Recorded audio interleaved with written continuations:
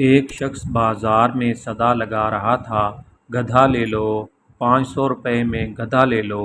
گدھا انتہائی کمزور اور لاغر قسم کا تھا۔ وہاں سے بادشاہ کا اپنے وزیر کے ساتھ گزر ہوا۔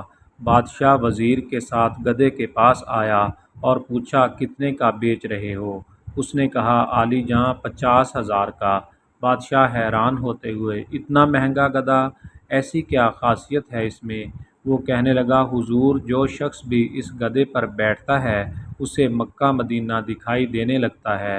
بادشاہ کو یقین نہ آیا اور کہنے لگا اگر تمہاری بات سچ ہوئی تو ہم 1,00,000 کا خرید لیں گے، لیکن اگر جھوٹ ہوئی تو تمہارا سر قلم کر دیا جائے گا۔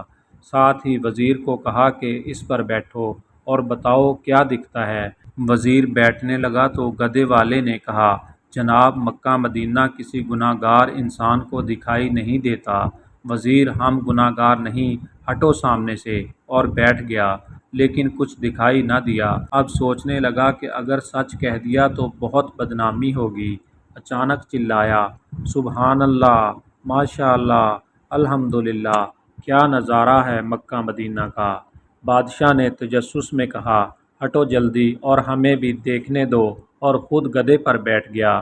دکھائی تو اسے بھی کچھ نہ دیا، لیکن سلطانی جمہور کو مد نظر رکھتے ہوئے آنکھوں میں آنسو لے آیا اور کہنے لگا واہ میرے مولا واہ، سبحان تیری قدرت، کیا کراماتی گدھا ہے، کیا مقدس جانور ہے۔ اور کہنے لگا میرا وزیر میرے جتنا نیک نہیں تھا، اسے تو صرف مکہ مدینہ دکھائی دے رہا تھا، مجھے تو ساتھ ساتھ جنت بھی دکھائی دے رہی ہے۔ اس کے اترتے ہی عوام ٹوٹ پڑی، کوئی گدھے کو چھونے کی کوشش کرنے لگا تو کوئی گدھے کو چومنے کی کوشش کرنے لگا، کوئی گدھے کے بال کاٹ کر تبرک کے طور پر رکھنے لگا، وغیرہ وغیرہ۔ یہی حال ہمارے معاشرے میں کچھ رہنے والے اور جعل ساز اور مکاروں کا ہے، جنہوں نے دینی اصطلاحات اور دین کے نام پر فریب دینے کا بیڑا اٹھا رکھا ہے، اور سادہ لوح انسان بھی اندھے کانے بن کر پیچھے چل پڑتے ہیں۔